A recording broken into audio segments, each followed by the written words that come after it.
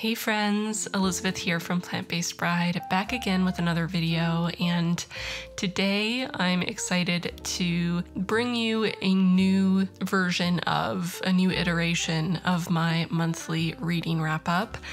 I know many of you were very disappointed that I stopped posting monthly reading wrap-ups last year. I didn't post one for all of 2022, and y'all let me know that you missed them. But after doing them for a whole year, I found myself just getting a little burnt out on the process. So I took a year off and focused more on reading videos that had a bit of a central theme. And it seems like while y'all enjoyed those, there were still at least a vocal minority of you who really wanted my monthly wrap-ups back. So I have been racking my brain for the last couple months about the best way for me to bring them back and still keep them feeling a little more fresh for myself, something that I'm excited to put out for all of you. And I like to think that I've come up with a good solution. So this is my first video trying it out. Feel free to let me know your kind and compassionate feedback in the comments. Let me know if you like this structure, but I'm hoping that this will not only tick that box for a monthly reading wrap-up where I talk about every single book I read in a month here on YouTube, but also tick another box, which is reading journal content. That is another area where perhaps it's a vocal minority, maybe not, but I often get requests to post more reading journal content, to post more reading journal spreads. I've never been in any kind of a regular schedule with posting reading journal content, but I know that many of you enjoy it and have been wanting me to post more. So I had the idea that I could put both of those things together, and once a month, every month, I could settle in, set up all my reading journal spreads for the past month, update my yearly spreads, and just share with you my thoughts on all the books I read, how I'm doing with my goals, what my stats were like for that month, all of the lovely monthly reading wrap-up goodness, while also showing you at the same time how my spreads in my reading journal for that month are coming together. So obviously this is my first try of this format. Please let me know in the comments if you enjoy this, if there's something you'd like to see that I maybe left out. And this month is a bit of a test to see how it goes. I will also add that I've started posting little photo-based or graphic-based monthly wrap-ups on Instagram. I plan on doing that monthly as well, and just generally ramping up my bookish content that I'm sharing on Instagram and TikTok. So if you are a fan of my bookish content and you want more, definitely go follow me on Instagram and TikTok. Those platforms are definitely going to be having more reading related content moving forward. I want to say right at the beginning that I have been very, very sick with a cold for most of this week, and I tried to wait to feel better to record this voiceover, and it just doesn't seem like it's gonna happen for a while, so I apologize if my voice sounds a little different. I'm doing my best with this voiceover, but hopefully you can just give me a little bit of grace here because I have been very ill. As always, I'm starting with a cover page, and I just like to put together a cover page that has a bit of a vibe that makes me think of the particular time of year we're in. February for me is always a little dreary and dark, more of a thoughtful month, staying inside, nose in a book. As always, I'll do my best to link all the supplies I'm using in the description box, so check that out if you're looking for something in particular, but I almost always forget something. So if I missed something and you want to know where it's from, leave a comment down below and I'll be sure to add it. Once my cover page was finished, I flipped over to the next spread, which is a bit of an overview for the month. So the page on the left will be every book I read this month, the covers, and my rating. And the page on the right will be my stats for my reading in February. I get so many questions asking how I print out the covers of the books. All I do is save the book cover image from Goodreads, pop them into Photoshop. You could use something like Canva if you don't have Photoshop, resize them so that they're all around the same size, and print them out.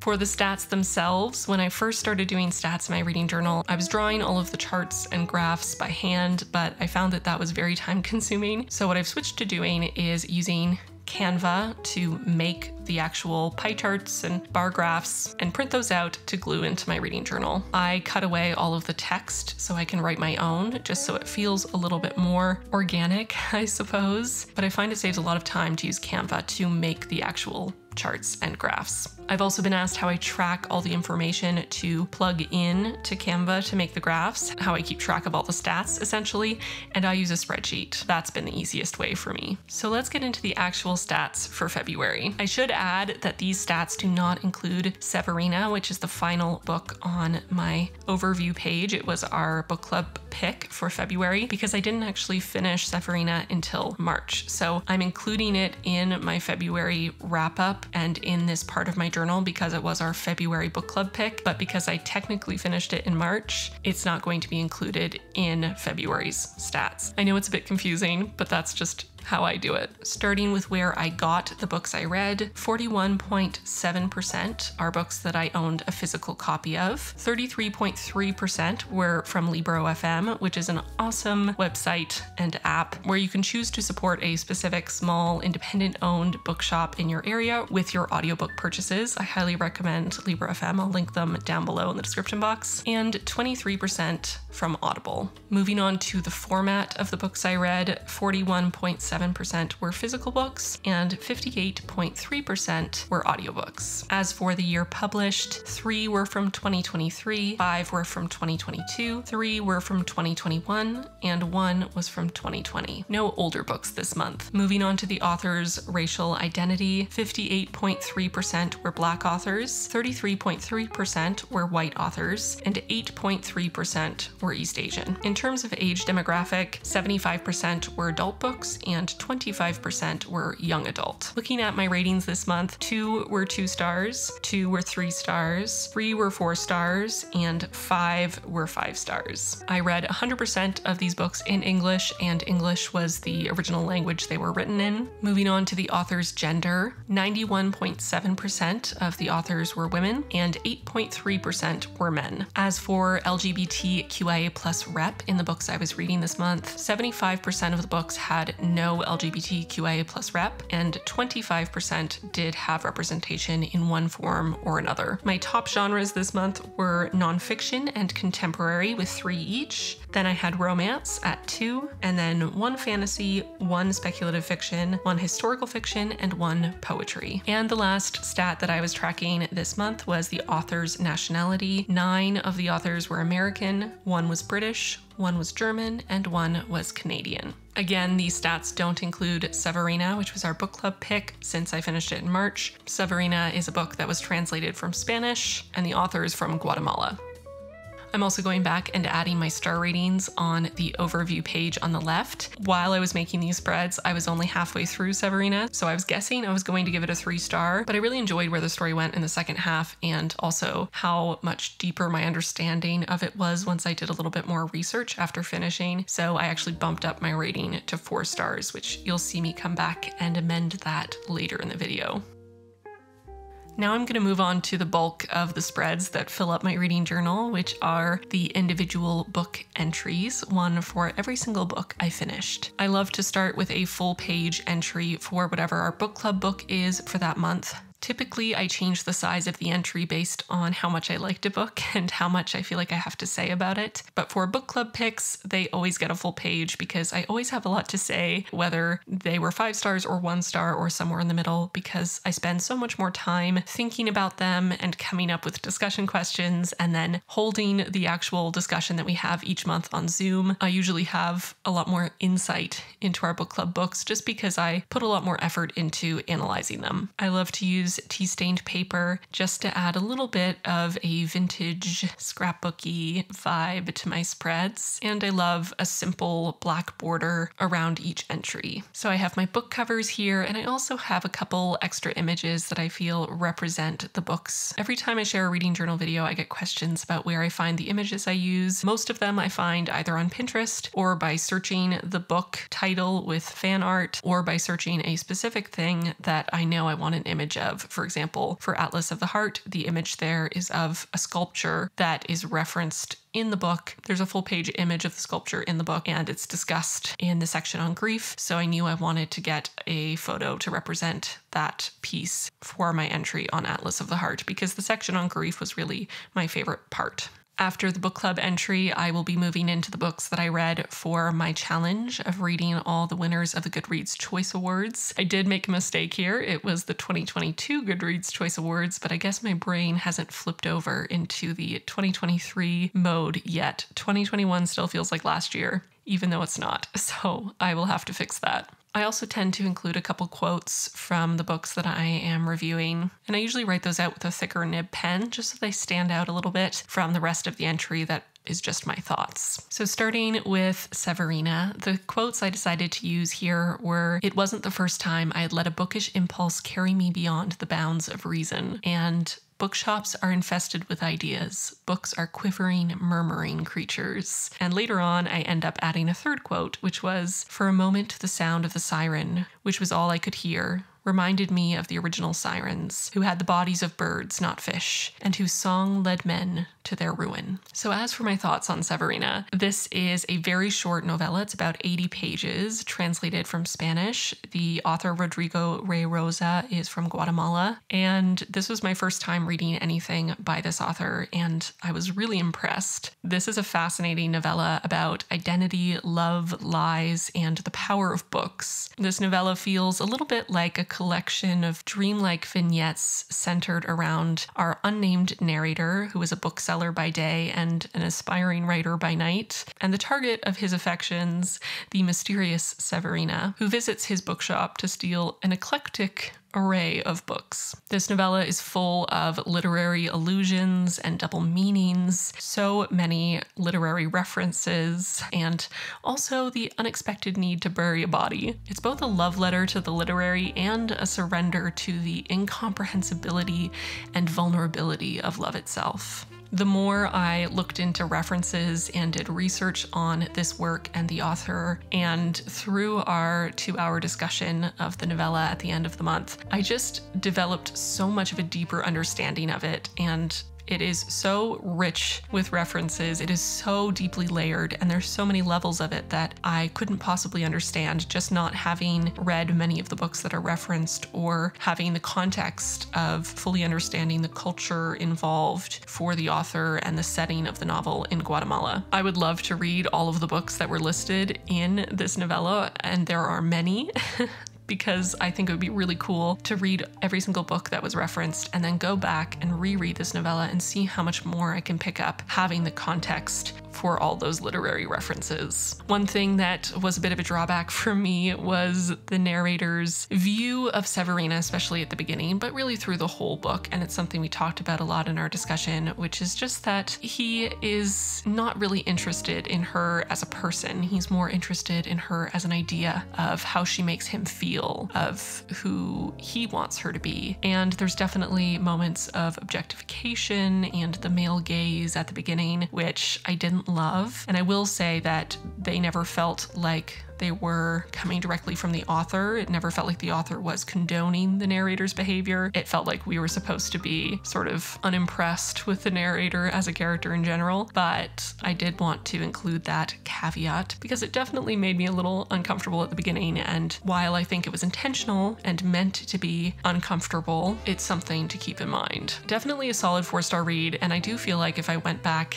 read all those books that were referenced in the novella and read it again, that it might be bumped up to a 5-star because there are just so many layers there that we only began to scratch the surface of in our 2-hour discussion. Moving on to the winners of the Goodreads Choice Awards, I'm going to try to be brief talking about these ones because I do have a whole video talking about reading all the winners of the Goodreads Choice Awards. That was my last video and it'll be linked in the description box if you want to watch that. But just briefly, starting with Bad Gaze, A Homosexual History. This is a work of nonfiction focused on profiling a variety of historical figures who are thought to be gay, and focused specifically on figures who are not necessarily good people and the impact that they may have had on our understanding of homosexuality as a society, as a culture, and also who they were as individuals. I found it really interesting. I'm glad that I read it, or listened to the audiobook in this case. I definitely got a lot out of it, but I will say that what reduced the rating for me, or the biggest drawback for me, I guess, is that it just didn't really feel that the content of the book totally matched the title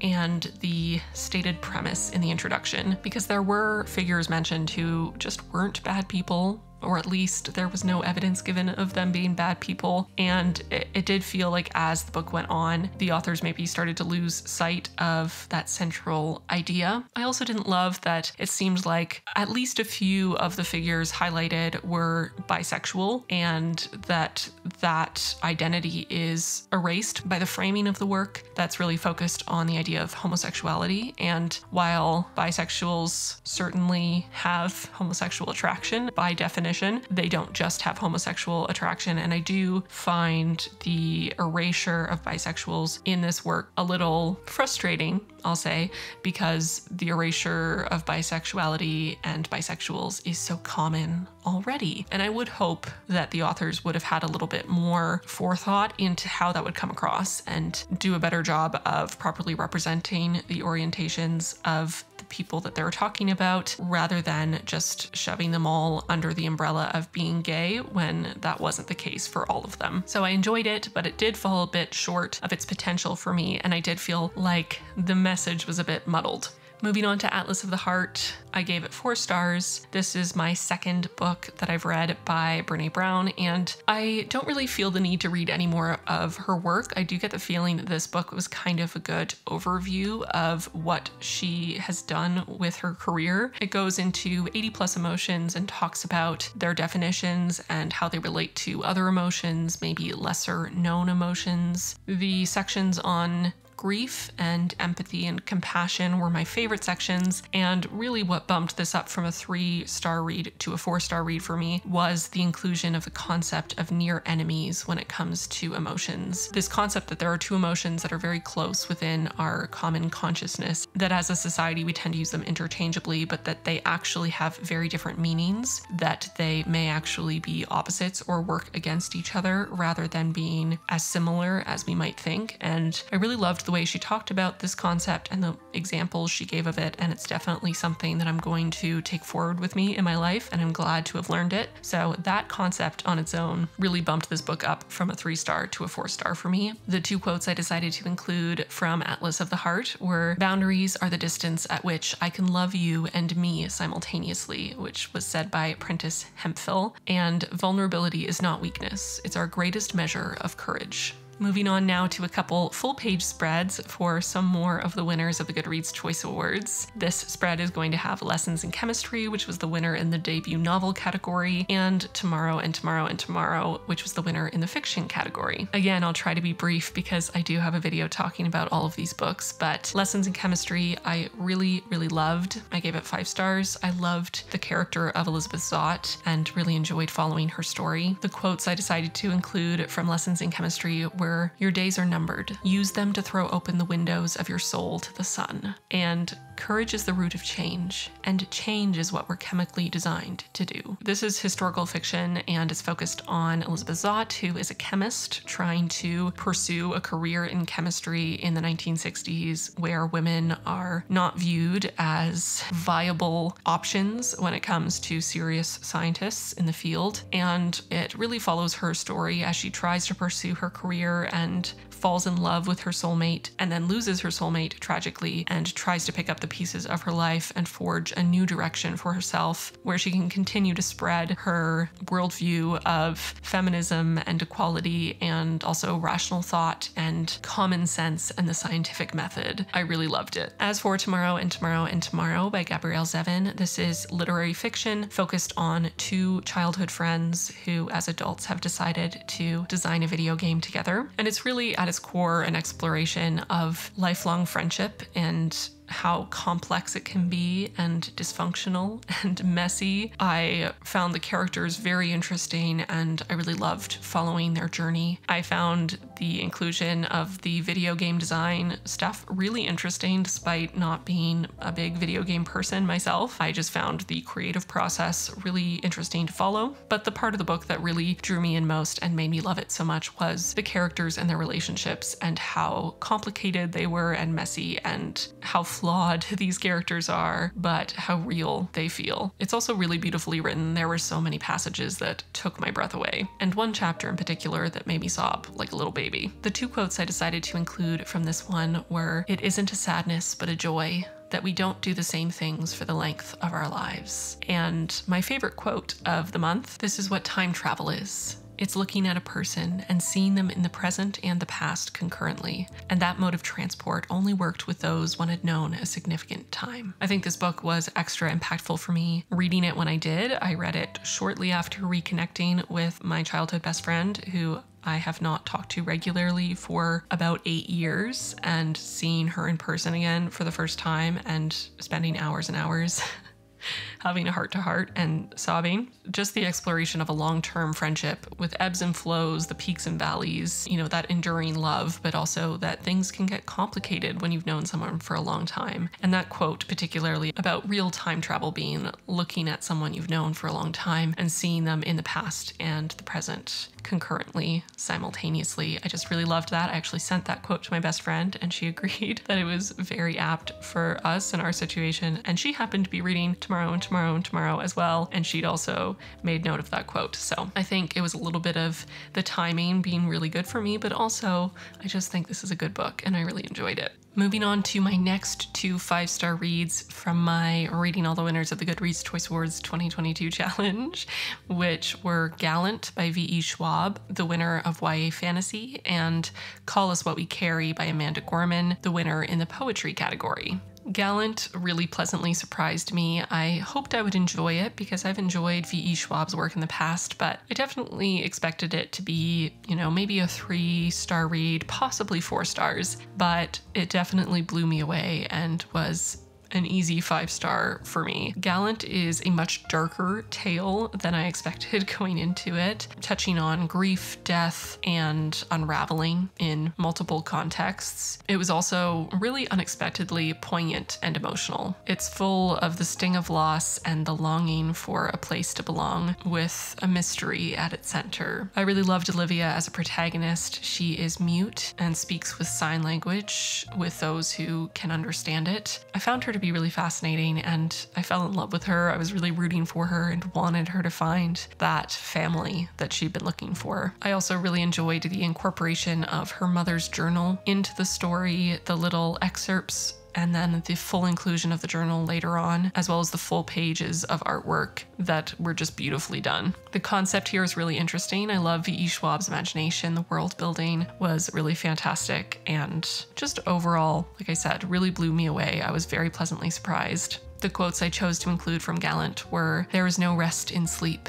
These dreams will be the death of me." And "Perhaps you are haunting me. What a comforting thought." And lastly, "I made a blanket of the empty space. I pressed my cheek against the place where you had been," which are all excerpts from the main character's mother's journal. As you can see, I changed my mind about how I did the quotes here. I just felt like my regular handwriting didn't quite fit with the whole vibe of the spread here, so I ended up covering up the quotes with little pieces of tea-stained paper and just rewriting them in my cursive. As for Call Us What We Carry by Amanda Gorman, I really enjoyed this collection. Not every single poem stood out to me, but there were enough favorites that really drew me in, and I found several of the poems deeply moving. This collection is mostly focused on the experience of being Black in America, looking back at the history of Black people in America, but also in the modern day, and also touching quite a bit on the experiences that Gorman had throughout the pandemic, which I found very relatable. The quotes I chose to include were, "It's said that ignorance is bliss. Ignorance is this, a vine that sneaks up a tree, killing not by poison, but by blocking out its light. And whoever said we never die in our dreams obviously has never been Black. And since the world is round, there is no way to walk away from each other, for even then we are coming back together." A really beautiful collection. Moving on to my next spread, and now I'm getting into the books that I read this month, specifically for Black History Month, February's Black History Month here in Canada, and I wanted to read as many books as I could written by Black authors this month, so I decided to title this section Celebrating Black Authors. And I do generally like to separate my entries by theme, if there is one, just so that when I'm going back back through these spreads, it's sort of easy to figure out what my mindset was and why I was picking specific books at specific times. Starting with We Are Not Like Them, which is a book written by two authors, one white and one black woman. And there are two protagonists as well, a black woman and a white woman, who have been close friends since childhood. And the white woman is married to a white man who is a police officer who ends up shooting and killing an innocent black boy. And her black best friend is a journalist, and she's tasked with covering the case. And it sort of goes through both of their experiences of this traumatic event and how they interact with it on their own, and also how they deal with the existence of their long-term friendship in the midst of this situation. And it really seems like the book was written as sort of a primer for white women to be able to maybe have more serious conversations with the black women in their lives about racism and about their experiences of racism. But for me, it just really fell short. It felt like the authors took the easy way out and didn't really have those difficult conversations, which were the whole point of the book. They really shied away from the messiness and the hurt, and I found it frustrating to read. It just didn't do nearly enough for me. And I also didn't love the character of Jen, who was the white friend. She was very ignorant to her best friend Riley's lived experience, despite being her close best friend since a very young age, and very much lacking in empathy, not being able to understand how an event like the shooting and killing of a young, innocent black boy could affect her best friend. It had the potential to be something really interesting and really powerful, but it didn't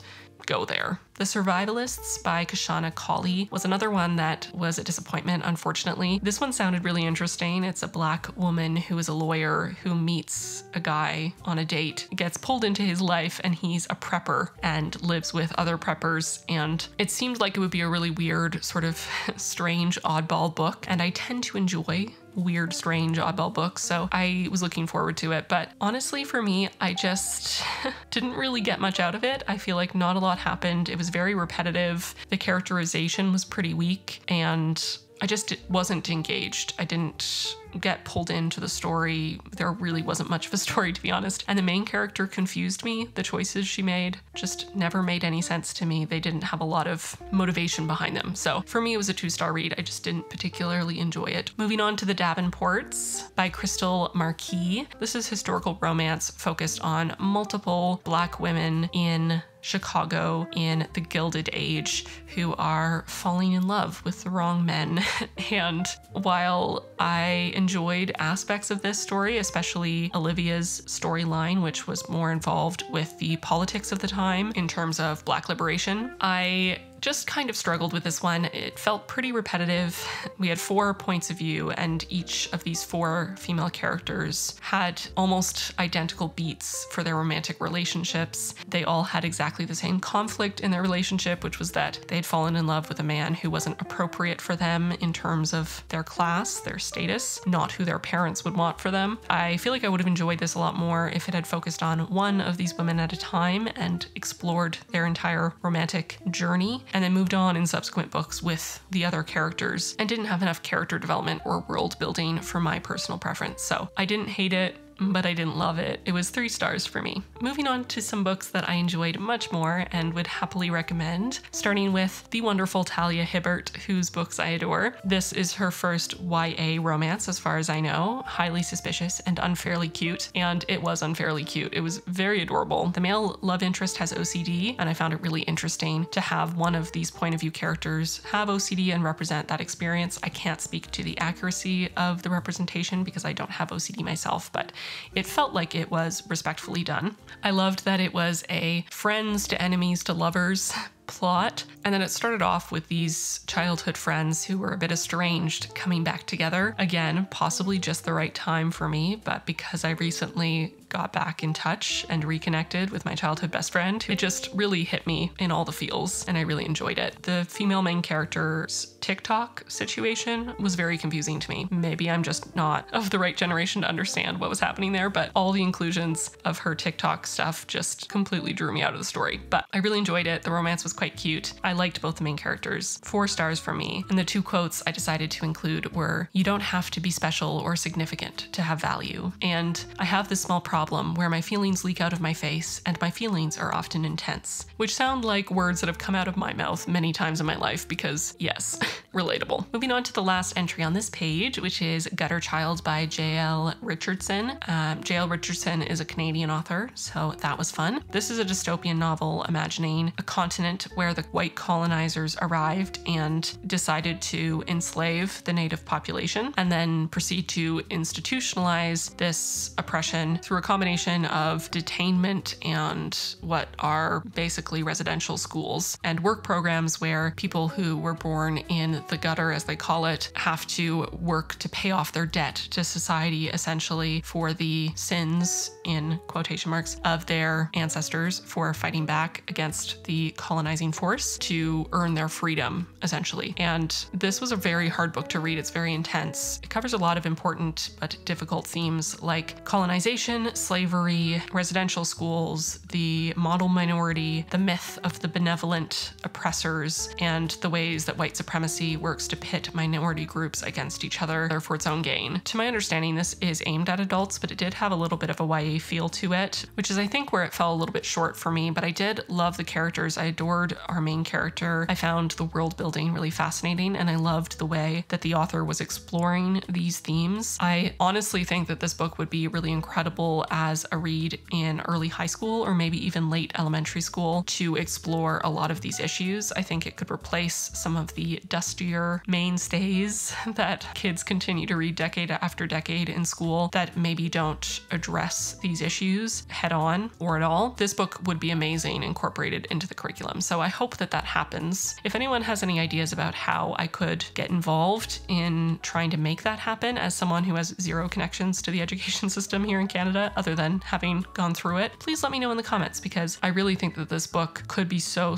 good for preteens and teens to read and think about and analyze, and I don't know how to go about helping that to happen, but I would like to. The quote I chose from Gutter Child was, "Maybe family are just the people you meet who are worth forgiving, so you can keep them close." There are a lot of trigger warnings in this book that I would recommend you look into before reading. I do my best to include all the trigger warnings that I can think of in my Goodreads reviews, and my Goodreads will be linked in the description box, so just be forewarned, it has a lot of heavy content. And somehow we finally made it to the final book that I read in February, which was Whites on Race and Other Falsehoods by Otegha Uwagba. And this is an essay that the author wrote shortly after the murder of George Floyd, and it's from her perspective as a Black British woman, directed to white people, essentially a plea for white people to stand up and pay attention and to lend their hefty privilege to the cause of Black liberation and anti-racism. I found it very uncomfortable to read in the best way. It's very confronting and blunt, but the author is also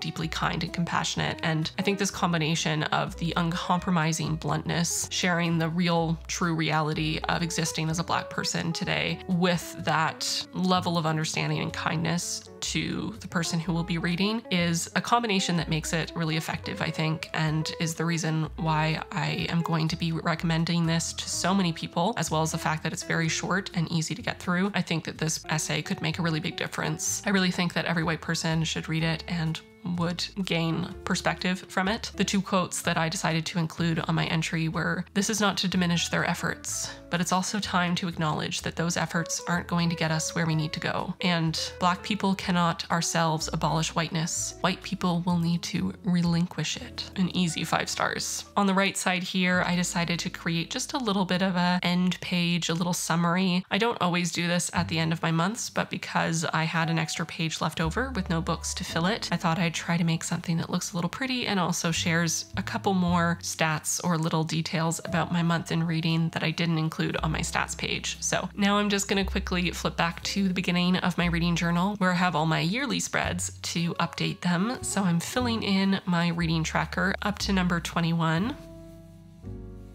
I'm also flipping over to my reading goals spread, filling in the bar, 1 more space for translated for Severina, 3 more for nonfiction, 1 more for LGBTQIA+ authors, and 1 for Canadian author. I'm also filling in a couple more spots on my book bingo. In this case, Book of Poetry by a BIPOC or queer author, Call Us What We Carry by Amanda Gorman fits in this category, and nonfiction about BIPOC or queer history, Bad Gays, A Homosexual History fits here. No bingo yet, I'm afraid, but I'm getting closer. I also wanted to add in my rating for Gutter Child here on my 23 books in 2023, and moving on to my reading around the world spread, where I'm filling in a couple more countries: Germany, England, and Canada. Canada took a little while. Aren't all of you who aren't from Canada so glad that you aren't Canadian? Just imagine what it was like when we were in elementary school and we had to draw Canada. There's like 5 million islands.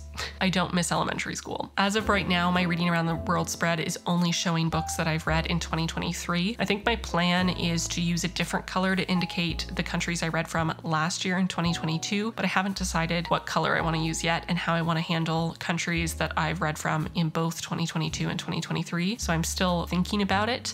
I might end up filling in my 2022 countries using a pattern instead of a color so that I can easily show countries that I read in both years, but I'm still deciding. And that brings us to the end of my process of filling in my reading journal for February. I'll do a quick little flip through of the February spreads for you to see everything together. But yeah, that's it for this video. I hope you enjoyed it. I really hope that this format works for both the monthly reading wrap-up fans and the reading journal fans, because I love the idea of being able to provide what multiple groups of people want all in one video. So let me know your thoughts in the comments, how you enjoyed this video, if there's something you'd like me to do differently next month. If you have any feedback, again, please be kind. I apologize again for my voice in the voiceover. I hope it sounds okay. Like I said, I am very sick with a cold and I had to take so many breaks recording this voiceover, but I hope it was okay. And thank you for watching. I adore you all. Don't forget to watch my last video if you want to hear my thoughts on all the winners of the Goodreads Choice Awards, not just the ones I read in February, but also the ones I read last year, and whether I thought they deserved to win, and other books I read from the nominees that I would recommend. It's a long video. It's a good one, I think, so check it out if you missed it. Thank you so much to my patrons for your support. I appreciate each and every one of you. And with that, I'm gonna get going. Thank you so much for watching this video, and I'll see you really soon in my next one.